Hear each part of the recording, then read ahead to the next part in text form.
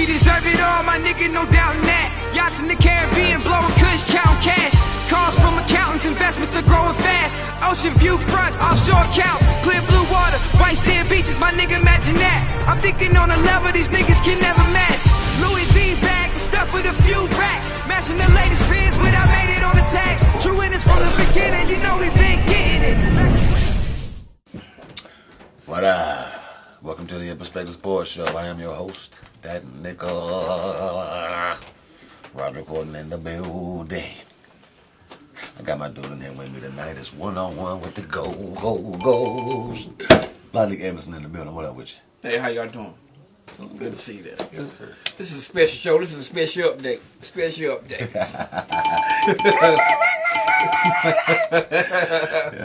Yeah. We're going to step on one place real quick, kind of on the social segment. O.J. Simpson is out. But O.J. now, because he was found guilty in civil court, has to pay the Goldmans. They started out at $35 million because he ain't paid nothing. The interest has worked up to about $53 million. Wow.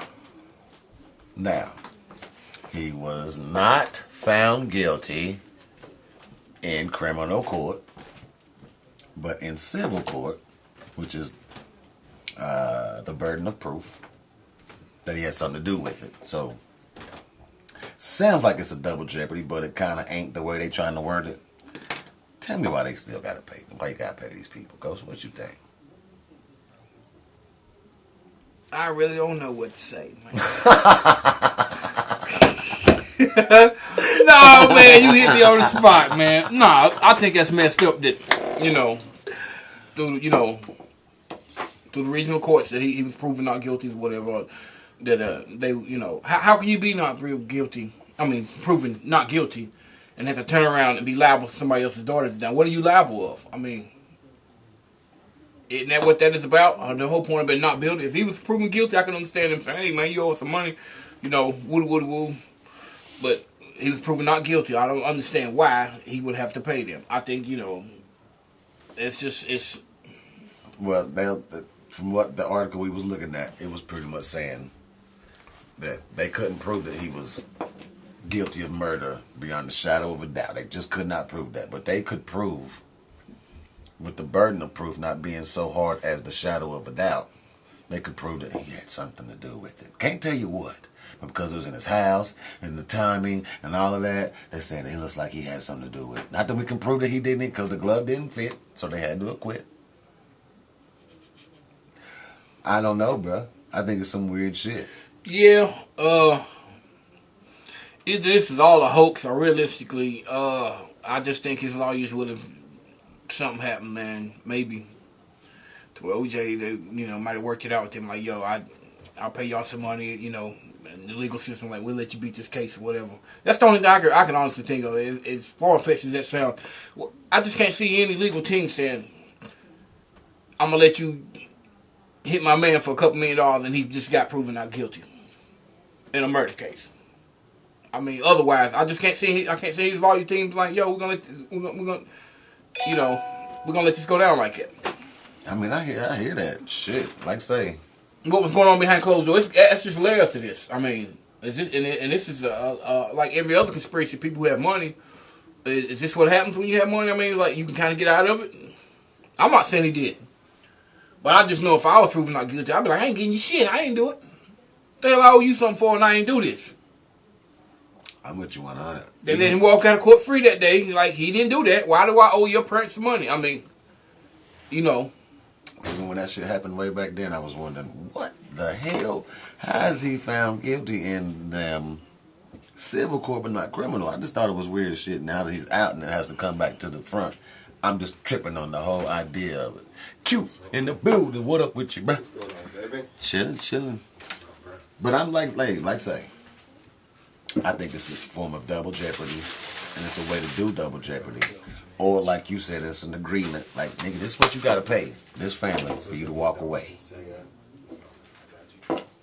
Fucked up as it is. That was obviously the reality of it. That's what it had to be behind closed doors. I mean, it was. I just can't see his lawyers. And surely, You can smoke in here. with the evidence that Marcia Crump had, now it looks different. Like, well, you better pay us. You to give us this money, OJ, or you go to jail. I mean, I don't know, man. Ghost, you found not guilty for killing that boy over there. But you gotta pay his family everything you make for the next 100 years. That makes no sense only in the world. I don't, I get it because, I've been taught some things. That's some crap.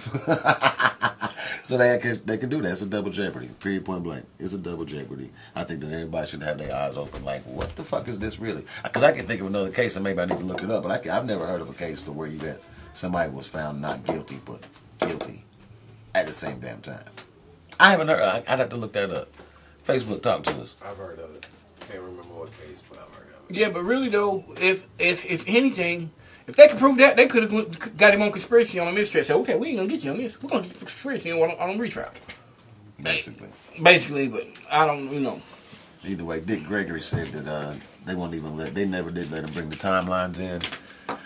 Said that she was making phone calls to her mother at the time whenever he was supposed to be there. Something to that effect, right? Something like that. I never thought he did the shit anyway. We're going to be right back. We're going to bring Q on the set. In perspective. What? Garden Gate Downtown, Floral and Events, your full-service florist, located at 114B West Union Street, Morganton. Mountain Microsystems, your one-stop shop for computer sales and service, located at 204 North Sterling Street, downtown Morganton. Limbertwig Cafe, cuisine such as wraps, salads, soups, and sandwiches, located at 120 North Sterling Street, downtown Morganton. All right, welcome back to the show. Give me just a second to bring on my man's 40 grand back again. It's your second time, right? Two times. Two times, Two baby. times. Fuck y'all out there. Q fuck with us. Hey, Quentin Hunter in the building. What up with What's you, going bro? on, man? Good to see Hey, you again. man. Yes, sir. Glad Come you back, came get that talk on. Yes, sir. Yes, sir. Yes, sir. Because, I'm coming at you first right Okay. now. Quick. Let's go with it. Now, that's something we always cover on here. We always talk about how we think, and it's really from Ghost, he has a theory that Kevin Durant was sent to OKC. Curry was blowing up. He was about to take everybody out in the advertising. He was number one in the league. So Nike was looking like, oh no, I'm just coming. We better do something. So Ghost has a theory that they put the hit on Curry with Kevin Durant to kind of put that on, pause over there with Under Armour blowing up so much. Question is, do you think, that's just an example, do you think that the advertisers have this much power to shift players where they want them to go? And we'll go even deeper, make rules and shit. Absolutely. You think about it, these kids start from AAU ball, high school. And when you get these people out here promoting your Nike, your Adidas, your Reeboks, they're out there I'm going to put this on you right now. When you get done with your little 1 year, that BS they be calling, you come back to us. It's basically saying, I'm going to give you this paper. Here's your contract. Sign with Nike. You're going to be it. When you leave from Kentucky, Duke, Carolina, wherever you're going, you come back to us in the league, and I'm going to put that stamp on you, and you're going to be Team Nike, Team Under Armour. And the thing I peeped about Under Armour is they basically going to get these cats that are in college, opposed to your Nikes and your Adidas. But now they starting to make their little wave to the high school kids. And now the high school kids are rocking Under Armour. So, yeah, absolutely. I think they got that type of power instilled in these kids since, AAU ball. So, do you think that, let's say, little man played AAU ball, Under Armour came and threw on some things, he went to college, Under Armour threw on some things, and then when he gets out, you saying that basically, we got you already. Hell, yo, it's for all that shit we even gave you. Exactly. Basically, we got you, right? Exactly. So, do you think that then those Under Armour types sit back like Don Juan's now. Shit, I can send him where I need him to go. Look at the market, the demographics say that Under Armour's blowing over there. I need to send a Nike or switch it around, however you want to do it. Like send them in like that, and really can make that shit happen. Yeah, you agree? I agree. They can take it. They got the power. They making billions. Yeah, and you gotta think about it. Opposed to an NBA owner or NFL owner, so have you be it. Everybody ain't rocking with the shield or the NBA logo or the MLB logo. Everybody gonna be rocking Under Armour, Nike, Adidas, Reebok. That's it. That's it. Ghost, talk to me. How much power do these advertisers really have? Now, let's take into consideration we already spoke about the Kevin Durant Curry situation.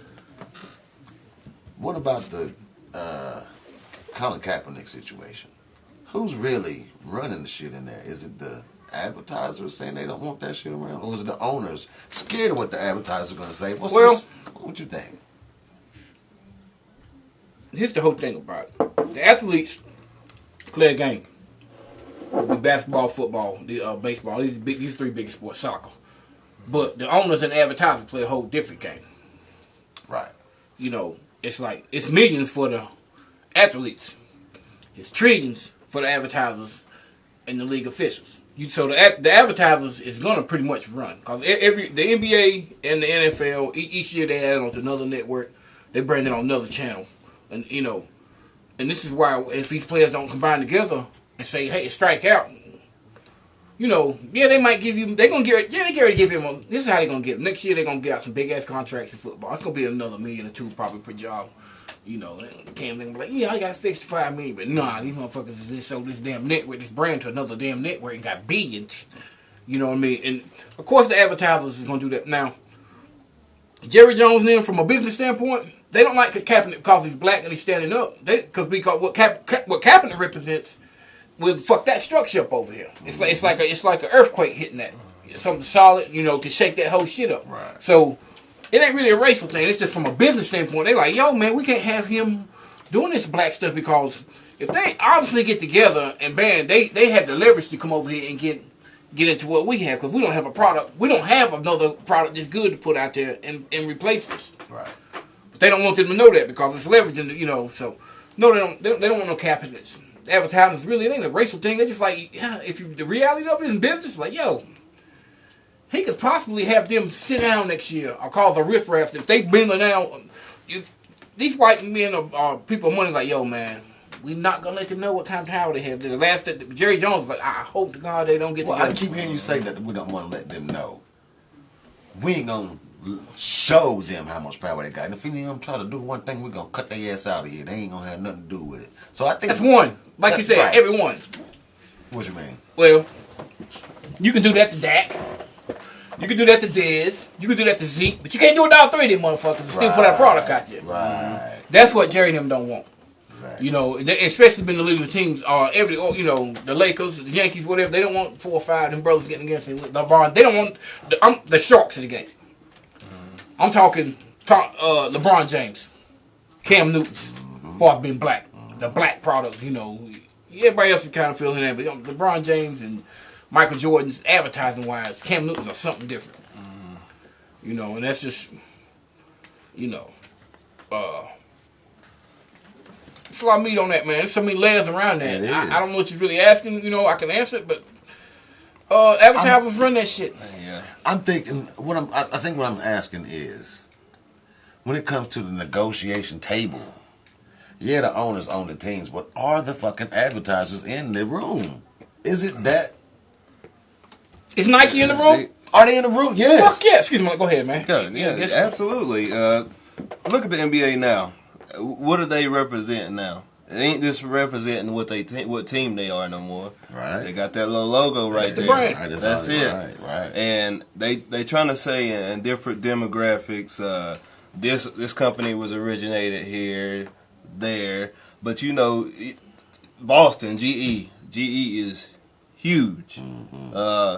Actually, it's one of the top companies at the top of the pyramid that holds power. Oh yeah. And you know, there's only a couple right there ahead of them, which is, you know, the Rothschilds. Yes, sir. You know, groups like that. You know, Go ahead. and of course they in that locker room, and then you looking at. No, I mean at the business table, at the meeting table, when they were negotiating major deals. Yes, yeah. At that business table, they are sitting there because they run the entertainment business. They know who to target, which black people. We are the trendsetters. Black people, they see us, it don't matter what it is. You can smoke Newports, who they got in the paper. Black people. Look like black people having fun. Black you know, yeah. I mean, new era. Black everything. people are free advertisement. Exactly. Yes. And so that's a form of slavery. Exactly. In the advertising world, and you said something deep. Every one of these owners, Quicken Loans. Look, everyone, the same people advertising these commercials, the owners own them, or they're in business with them. So, kind of where I was trying. Keep going. come on, man. This is where it's entertainment. You know, really come to the thing, and like the advertisers run this shit. They're one and the same. They're one and the same. They're one and the motherfucking same is what I think I was trying to say. Because if Dannon has power to say, well, you know, Carolina, y'all letting your boy get out of line, so we're going to take this money from him. You know, I mean, I'm like, well, does he even eat Dannon? Who gives a fuck anyway? Like, exactly. It's just weird, man, how the advertisers seem to have a lot more power than it really seems to, you know, be. It's just crazy. The commercials are being sold. Exactly. Look in the middle. Without those advertisements, there is no football. Right. There's Period. no football without that shit. That's why people watch Super Bowl. A lot of people, hell, they don't even know what football is, but they watching that Super Bowl just to, let me see what's going on in these commercials. The ads. The reality of it is those people that can afford to do that during the Super Bowl is running the show. That's it. You know, it's like they put on like they stunting kind of like stunting bad, like, big time. It's a $1 billion game right here. And these motherfuckers have made us, the owners, the advertisers who are putting on the show, the people that can afford to advertise doing these hires by NFL, NBA, primetime, you know, era is pretty much people running the show, the advertisers. Mm-hmm. It's just, you know, it's the game is there, but it's just that suddenly they saying this brand right here is running this shit. We run this shit.